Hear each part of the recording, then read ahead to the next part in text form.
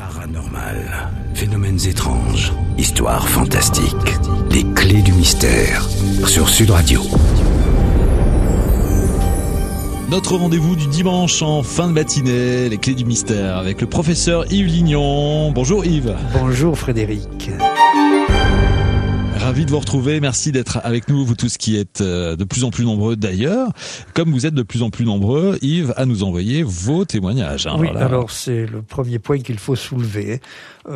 Les témoignages, on ne sait plus où les ranger. Il est heureux d'ailleurs que le courrier électronique ait été inventé, parce que s'ils arrivaient sur papier, je ne sais pas, comme autrefois, où je les mettrais. Donc, il y a 2 points à propos des témoignages. Bon, j'essaie de répondre à tout le monde, mais les journées n'ont que 24 heures. Hélas. Et d'autre part, on ne peut pas passer de témoignages à l'antenne. Beaucoup d'entre vous me demandent de raconter mon histoire. Mais pour raconter une histoire, là nous allons tout à l'heure évoquer celle de Caroline, il faut avoir eu le temps de faire une enquête sur cette histoire. Bien sûr. Ouais. Enfin, ce n'est pas que je mette en cause l'honnêteté, la sincérité de ceux qui nous écrivent, Frédéric. Mais c'est la base de la parapsychologie. C'est nécessaire, bien sûr. Oui, il faut qu'on enquête. Et donc, peut-être l'année prochaine, il y a des projets dans l'air, on en reparlera en temps utile, mais peut-être que l'année prochaine, on aura une séquence où vous témoignerez de ce que vous avez vécu et qui serait parapsychologique. Très bien. Bon, voilà, le premier point évoqué. Alors, ce qu'on peut dire aussi, Yves, c'est qu'il y a quelques conférences et quelques signatures vous concernant. Oui, il y en a pareil de plus en plus. Et encore une fois, ça, le plus content, c'est mon éditeur. Le succès, Yves Lignon. Donc, cet après-midi, là, dès que l'émission est terminée, au cinéma ABC à Toulouse, bon, c'est un peu local, mais il faut le dire, je vais participer à un débat qui suivra la projection d'un film très rare, un film qui est sorti à Paris au mois de décembre, mais qui n'a pas été vraiment distribué, qui s'appelle Lumière, et on y parlera de ces personnes, de ces mystiques, vous savez, qui peuvent passer des années sans s'alimenter. Ça, c'est donc au cinéma ABC à Toulouse à 14h30 tout à l'heure. Bon, juste après l'émission, il faut filer. Hop, voilà. Et alors, beaucoup plus important, c'est le samedi 16 à Campagne-sur-Rhône, entre Limoux et Quillan, les fameux dîners-débats du Razès. Alors, on mange bien, vraiment. C'est un prix tout compris. Et on a avec une conférence très très haut de gamme.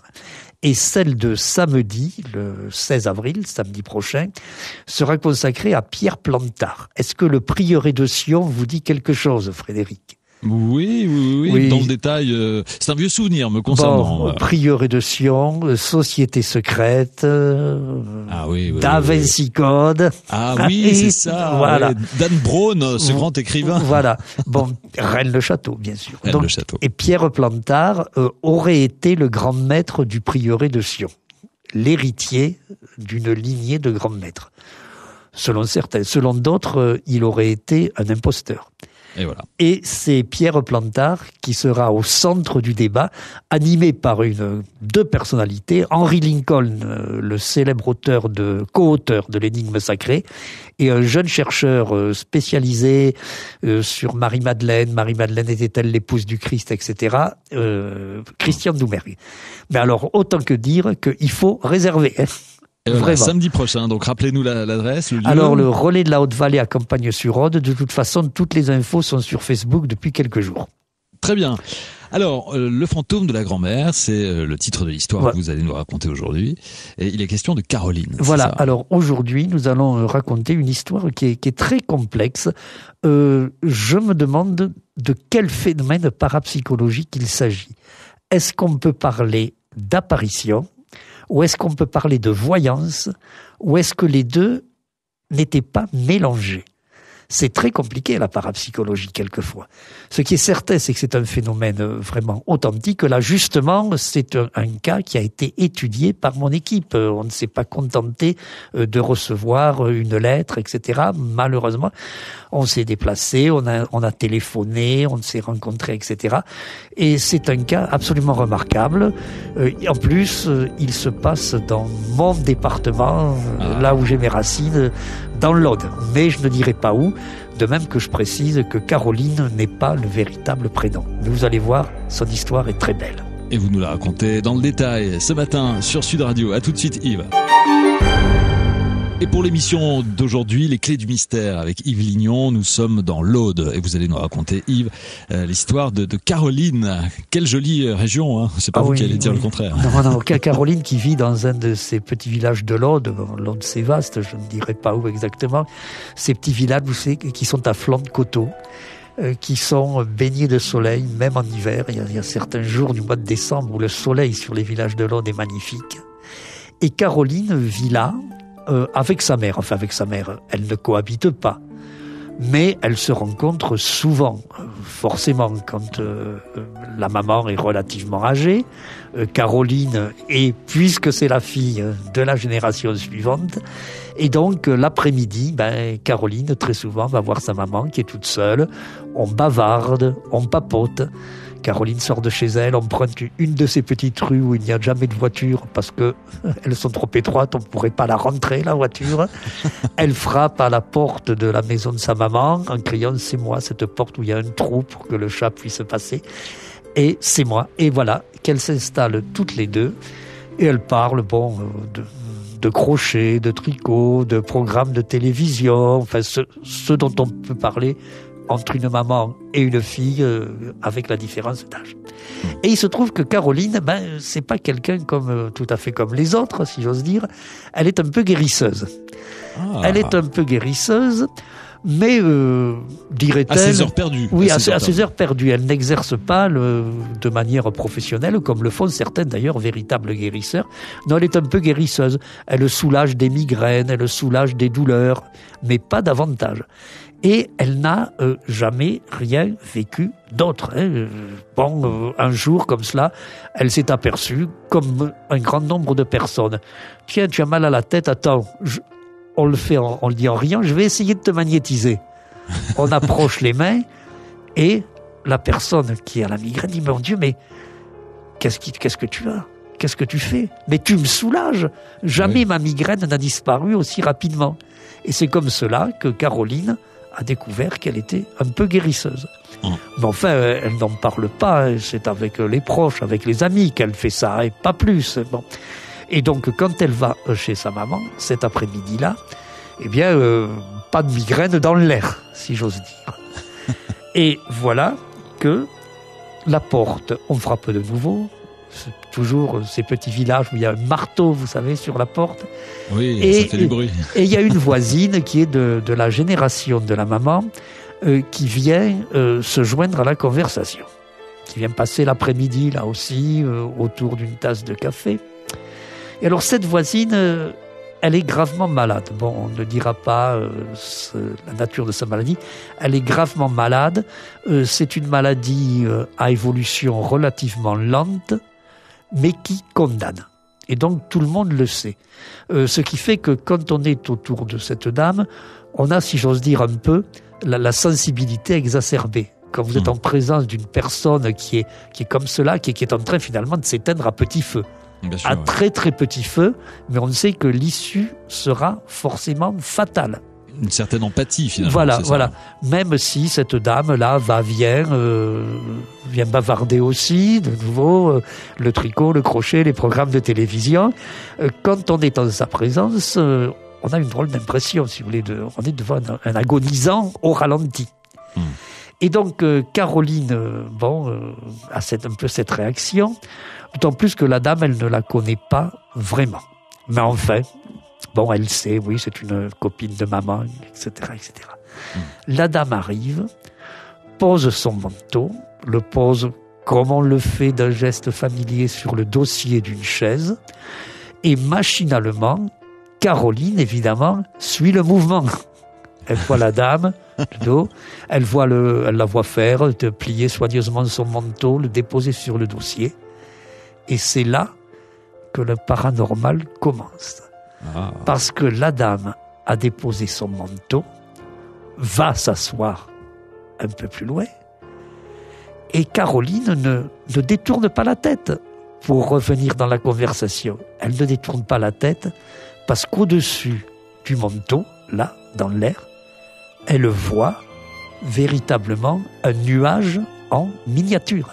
Un nuage. Un nuage, mais un vrai nuage, me dira-t-elle. Il est là. Et alors, je ne sais pas quelle réaction vous auriez, vous, Frédéric. J'aurais peur. Vous auriez peur. Oui. Eh bien, vous êtes moins courageux que les femmes de mon pays. Parce que Caroline, elle n'a pas eu peur. Elle s'est levée. Pour aller voir ce qui se passe, tout simplement. Et vous allez nous raconter dans un instant la suite de cette histoire. À quoi correspond ce nuage? Quelle est sa description? C'est sur Sud Radio, après une petite pause. Frédéric Jarreau, Yves Lignon pour l'histoire du fantôme de la grand-mère. Avec vous, Yves, on évoquait l'un de ces charmants petits villages de l'Aude où l'histoire se passe. C'est Caroline qui rend visite à sa maman. Elle est chez elle et soudain une voisine frappe à la porte. Une voisine dont on sait qu'elle est gravement malade, qui pose son manteau comme ça sur un dossier de chaise et d'un seul coup, Caroline voit au-dessus du manteau un joli nuage. Alors non, elle n'a pas fumé. Elle n'a pas fumé, hein. Non, pas du tout. Quel mauvais esprit. Alors justement, tiens, à propos d'esprit, qu'est-ce que c'est que ce nuage? Justement, ce que dit Caroline, c'est que c'est un petit nuage. Bon, ce n'est pas un nuage comme ceux qu'on voit dans le ciel. Hein. C'est pas un cumulus ou un stratocumulus, non. Non, mais quand je lui ferai préciser, je lui dirai d'abord, écoutez, vous fumez? Elle me dira oui. Ah, vous fumez du tabac. Du tabac. Elle me dira oui. Alors, je lui ai dit, vous veniez de fumer. Bon, c'est une attitude normale. Et vous étiez arrivé chez votre maman avant que la voisine vienne. Bon, on sert le café. Avec le café, la cigarette. Et elle me dit oui. J'avais fumé, peut-être 10 minutes auparavant. Mais de toute manière, ce que j'ai vu, ça ne ressemblait à rien à une bouffée de cigarette. C'était vraiment un nuage en réduction. Et, ajoute Caroline, j'ai été si fasciné, moi qui ne suis pas pour le trône comme un Frédéric, dont elle ne me l'a pas dit. Et je suis resté là debout pendant que ma mère et son amie commençaient à me regarder en se disant qu'est-ce qui lui prend. Et je me suis approché du nuage. M'a raconté Caroline, un peu comme si je m'étais approché d'un chat pour le caresser. Ah oui, pour spontanément comme ça. Pour essayer de le toucher. Elle était, Caroline, quelque peu fascinée par ce nuage. Mais alors, moi je lui ai demandé, vous étiez fascinée, mais est-ce que vous aviez l'impression peut-être que ça pouvait être un fantôme, un esprit, je ne sais pas. Et elle m'a répondu, oh non, sur le moment, j'étais fascinée parce que c'était tout à fait incongru. Vraiment, un nuage en réduction au-dessus d'un manteau, là, dans la pièce. Mais ça doit surprendre. Oui, c'est surprenant. Mais elle m'a dit c'était inimaginable. J'ai voulu voir. Tiens, il y a un nuage là dans la maison. Bon, il est tout petit. Et elle s'est approchée. Et donc le nuage a réagi. Le nuage, elle s'est approchée en disant, en pensant à un chat, elle y a bien insisté en disant je vais le caresser pour le calmer. Mais le nuage a réagi comme un chat qui n'aurait pas envie d'être caressé. Ah oui, donc il était fuyant. Alors. Voilà, le nuage était fuyant. Il a fait en quelque sorte un bond en arrière. Et notre Caroline, toujours aussi fascinée, a suivi le nuage. Alors du coup, à côté, la maman et la voisine avaient cessé de bavarder, il y avait un silence, et étaient en train de regarder, parce que elle, la maman et la voisine, ne voyaient pas le nuage. Et donc la maman commence à dire que ma fille, qu'est-ce qui se passe? De l'air. Qu'est-ce qui se passe là? Elle est en train d'essayer de caresser dans le vide. Des mouches. Oui. Elle a le regard un peu fixe. C'est tout à fait bizarre. Et voilà que ce nuage, alors vu par Caroline, ça lui plaît vraiment pas qu'on essaie de s'approcher de lui. Il s'esquive, il fuit, comme vous le disiez Frédéric, et il se dirige vers la porte. Et Caroline le suit, parce qu'elle est toute dans son idée, elle est vraiment intriguée, elle n'a pas peur, mais qu'est-ce que c'est que ce nuage dans la pièce? Et le nuage se glisse sous la porte et disparaît. Il s'enfuit à son tour. Voilà. Oui. Et alors, Caroline, donc, atterrit un peu, si j'ose dire, et à ce moment-là, derrière elle, l'amie de la maman a un malaise, dit « je ne me sens pas bien ». Caroline se retourne, je dis qu'est-ce que vous avez, vous ne vous sentez pas bien? Non, j'ai des vertiges, ça ne va pas. Et Caroline, dont il ne faut pas oublier qu'elle a un petit don de guérisseuse, lui dit écoutez, je vais essayer de vous magnétiser. Ah ouais. Et donc, vous voyez bien la scène, Frédéric. Ah oui. Caroline est à hauteur de la porte, là où elle a poursuivi le nuage. Sa maman et la voisine sont dans la pièce, la grande salle de séjour méridionale, toutes les deux, disons à peu près à 2,50 m, 3 mètres de la porte. Et donc Caroline a cette petite distance à parcourir pour aller magnétiser la dame. Donc elle s'avance, tout se passe très vite, et là, au moment où elle s'approche, où elle tend les mains pour faire le geste du magnétiseur, il y a quelqu'un devant elle. Un fantôme apparaît. Ça, c'est vous qui le dites. Peut-être un fantôme. On va savoir davantage de choses sur cette apparition très étonnante grâce à vous, Yves Lignon, dans quelques instants sur Sud Radio.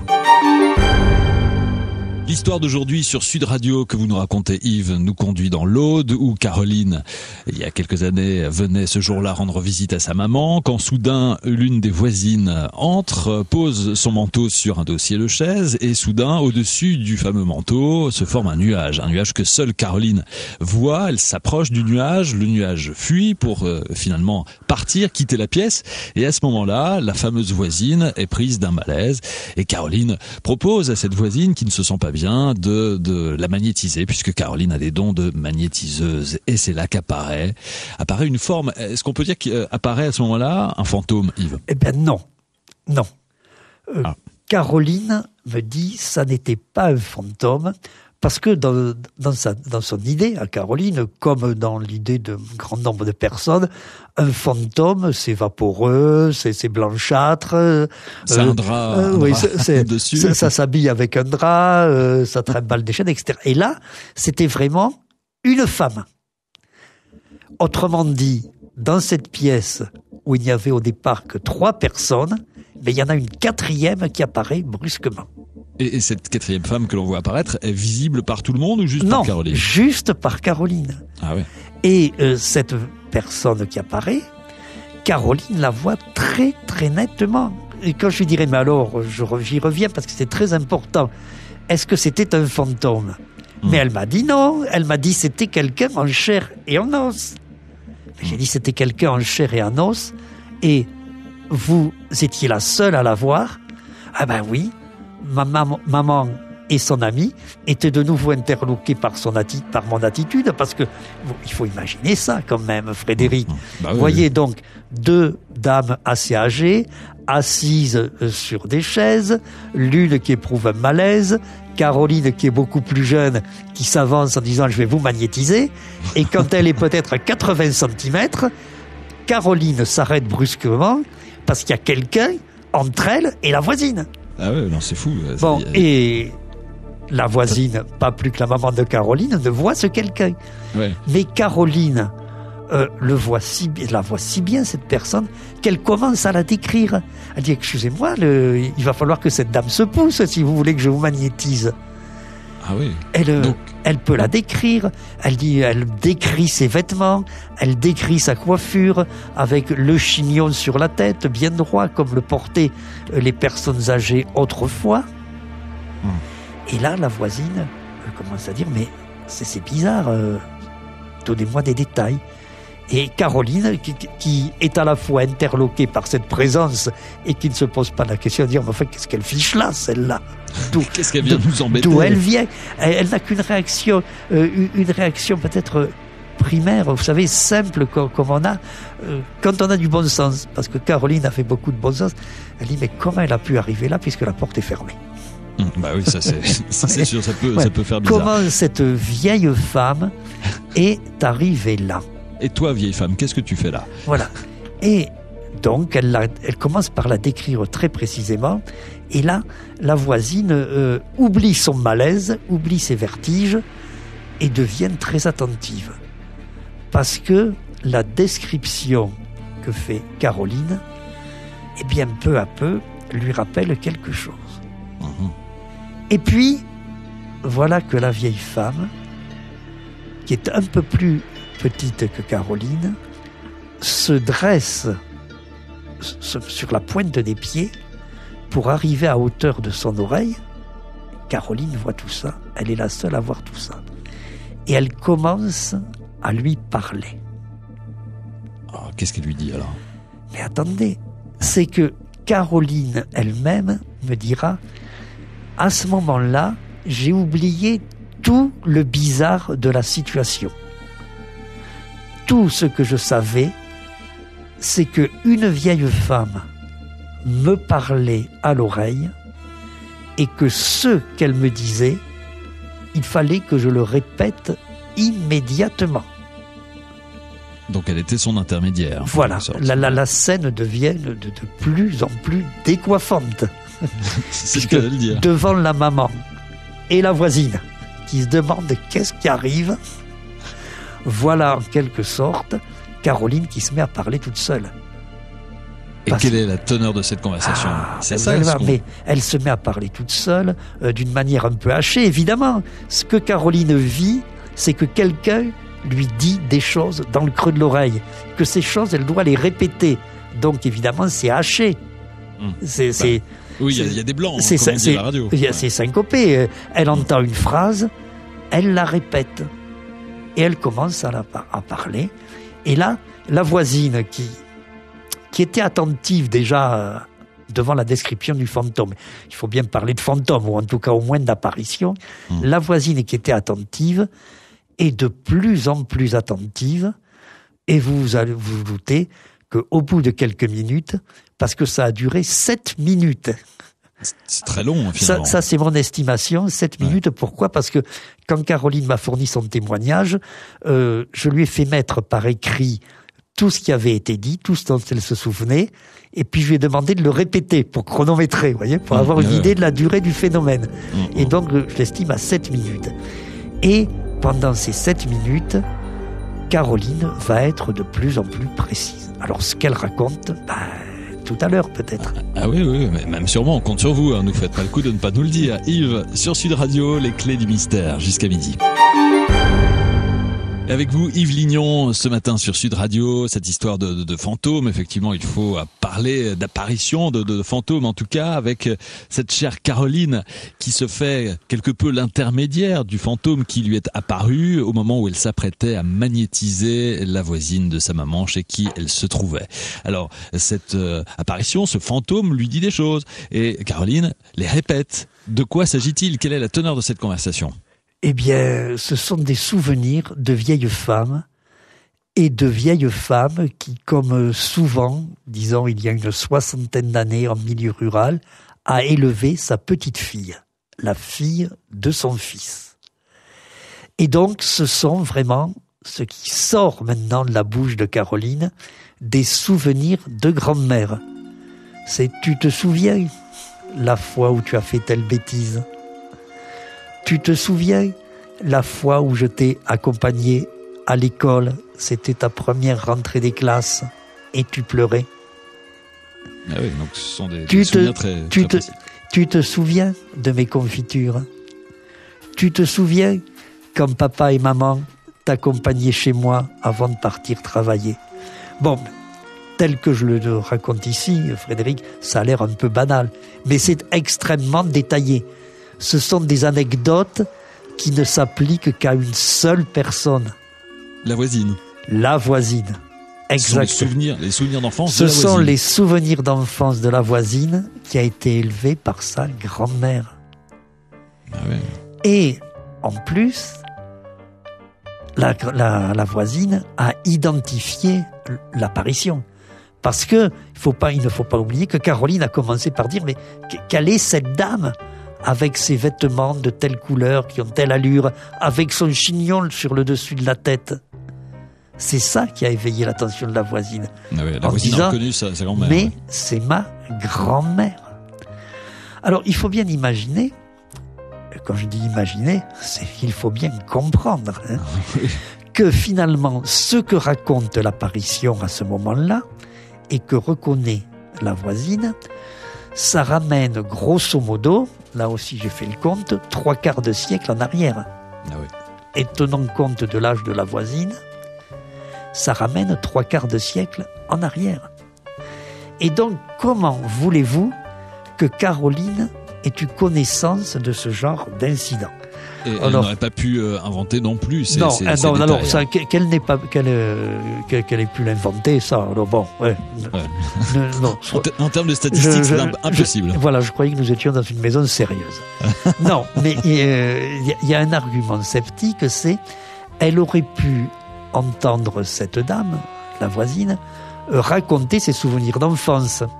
Oui, parce que c'est une voisine qui vient régulièrement chez sa maman. Elle vient régulièrement chez sa maman. Et donc, un jour, elles auraient pu évoquer des souvenirs d'enfance. Mais, et Caroline les aurait mémorisés. Mais ce n'est pas le cas. Parce que vraiment, c'était beaucoup trop personnalisé. Ça ne pouvait pas non plus se mélanger avec les propres souvenirs d'enfance de Caroline. Parce que de toute façon, c'est une hypothèse que j'ai envisagée en me disant, mais après tout, tous les jeunes enfants vont à un moment ou à un autre chez leurs grands-parents. Oui, certes. Donc, est-ce qu'il ne pourrait pas y avoir un mélange? Mais quand on prend les détails, de toute évidence, c'est l'histoire de l'enfance de la voisine que racontait l'apparition. Ça, c'est indiscutable, c'est incontournable. Et en fait, donc, ce fantôme avait besoin d'un médiateur, en l'occurrence d'une médiatrice. Vous pouvez le dire comme ça. Ah oui. Moi, c'est pour cela que je vous expliquais en commençant l'émission tout à l'heure, Frédéric, que c'était compliqué. C'est une histoire d'apparition. Caroline nous dit « j'ai vu la grand-mère ». Mais nous, tout ce que nous savons, c'est que Caroline s'est mise à parler, à raconter des histoires de gamines, de confitures, de première fois à l'école, et que la voisine a dit « mais oui, je reconnais, c'est mon histoire. » Donc finalement, ça pourrait n'être que de la voyance. Mais même pas, c'est mieux que ça. Oui, c'est mieux que ça, c'est de la voyance plus quelque chose. Et je ne saurais pas dire quel est ce quelque chose qui s'ajoute à la voyance. Finalement, la parapsychologie, voyez-vous, elle met en évidence l'existence de certains mystères, mais elle a souvent beaucoup de mal à les comprendre. Bon, on va essayer quand même de trouver les clés du mystère ensemble dans les prochaines minutes. Dernière ligne droite de notre émission d'aujourd'hui sur Sud Radio. À tout de suite, Yves. Et ce dimanche, avec vous, Yves Lignon, nous évoquons un cas très particulier qui s'est déroulé dans l'Aude il y a quelques années maintenant. L'apparition de ce qu'il faut bien appeler un fantôme. Caroline était venue ce jour-là en visite chez sa maman. Une voisine a débarqué. Et puis, quasiment de façon concomitante, une apparition qui se révèle être la propre grand-mère de la voisine. On le comprend puisque, en quelque sorte, Caroline sert de médiateur dans ce qui pourrait être une conversation. Sauf que là, en l'occurrence, le fantôme ne parle pas à la voisine. Il n'y a pas de communication. C'est juste entre le fantôme et Caroline elle-même. Oui, exactement. Caroline a l'impression, on verra après quels sont les commentaires qu'elle a fait elle-même, a l'impression qu'une personne est là et lui parle à l'oreille. Et une personne que Caroline voit, puisqu'elle peut la décrire. Elle insistera beaucoup, quand je l'interviewerai, Caroline, sur ce fameux chignon sur le dessus de la tête, qui est effectivement très caractéristique des personnes âgées d'une autre génération. Donc, Caroline voit le fantôme, mais elle est la seule. Ah oui. Pour les deux autres personnes présentes, la maman de Caroline et l'amie, la voisine, il n'y a qu'une jeune femme... une jeune femme. Elle n'avait pas 16 ans quand elle a vécu cela, Caroline. Donc, mais quand même, une jeune femme qui est en train, comme ça, de parler de souvenirs d'enfance. Alors, qu'est-ce qui va faire le fantôme? Parce qu'une fois qu'il a donné tous ces détails, qu'il a expliqué au creux de l'oreille de Caroline. Voilà, et donc, le fantôme a raconté plusieurs anecdotes d'enfance. Et au bout d'un moment, donc que j'estime, à 7 minutes, le fantôme se tait, mais reste là. Alors, s'il se tait, dans la tête de Caroline, c'est comme cela que Caroline le raconte, c'est ce qu'elle a vécu, c'est la manière dont elle parle de ce qui lui est arrivé. Dans la tête de Caroline, il n'y a plus de paroles. Le fantôme est silencieux. Mais aux paroles succèdent des images. Et c'est presque un film, me dira-t-elle. C'est comme un documentaire Vous savez, ces émissions de télévision qu'on voit d'ailleurs beaucoup maintenant, des émissions dites de décoration, où on vous fait visiter la maison de quelqu'un. Oui, bon, bien sûr. Bon, donc c'est filmé d'une certaine manière pour que vous, téléspectateurs, vous appréciez vraiment la décoration, l'ameublement, etc. C'est tout un travail que de faire ça. Eh bien, elle avait un documentaire, un reportage comme cela dans la tête. Elle était en train de visiter une maison et elle se met aussi à la décrire. Alors, nouveau détail très important, Frédéric. Jusqu'à présent, on n'avait parlé que d'incidents. La première fois que tu es allé à l'école et que tu as pleuré. L'affaire des confitures. Mais on n'avait pas parlé de lieu. Et donc, Caroline se met à décrire une maison, comme il en existait il y a 75 ans dans les villages, avec la toile cirée sur la table. Mais elle donne des détails sur la toile cirée. La couleur, le motif. Elle décrit l'horloge. Tic-tac, tic-tac. L'horloge, la grande horloge à balancier. Et ainsi de suite. Et la voisine dit, mais ce que tu nous racontes là, maintenant, Caroline, ça complète tout le reste, parce que tu m'as parlé du temps où je vivais chez ma grand-mère, mais maintenant, tu me parles de la maison de ma grand-mère. Ah oui, donc c'est fou. Elle décrit la maison de la grand-mère. La maison de la grand-mère, qui est morte depuis longtemps. Et alors là, dans la tête de Caroline, il y a quelque chose qui se passe aussi, comme une espèce de coupure. Quand la voisine vient lui dire « tu me décris la maison de ma grand-mère », Caroline, intérieurement, réagit en disant « au fait, elle est morte depuis longtemps ». Machinalement. La grand-mère d'une dame qui elle-même est âgée, elle est morte depuis longtemps. Et là, c'est la dernière image. Au bout de 4 minutes environ, elle voit la grand-mère sur son lit de mort. Ah oui. Et elle la décrit, la voisine confirme encore. Et puis, c'est fini. Il n'y a plus rien. Caroline est là, debout, entre les deux femmes âgées, sa maman et l'amie de sa maman. Elle se demanderait presque qu'est-ce qu'elle fait là.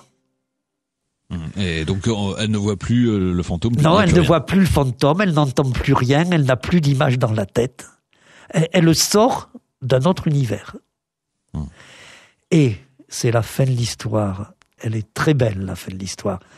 La voisine, elle n'en peut plus avec ce qu'elle vient d'entendre. Elle se lève très vite, elle sort, elle va chez elle, elle revient, et elle montre à Caroline une vieille photo en disant « Tiens, voilà ma grand-mère ». Et comme me dira Caroline, à ce moment-là, j'ai bien reconnu la dame qui était apparue. Le fantôme de la grand-mère, donc, qui est apparu à Caroline.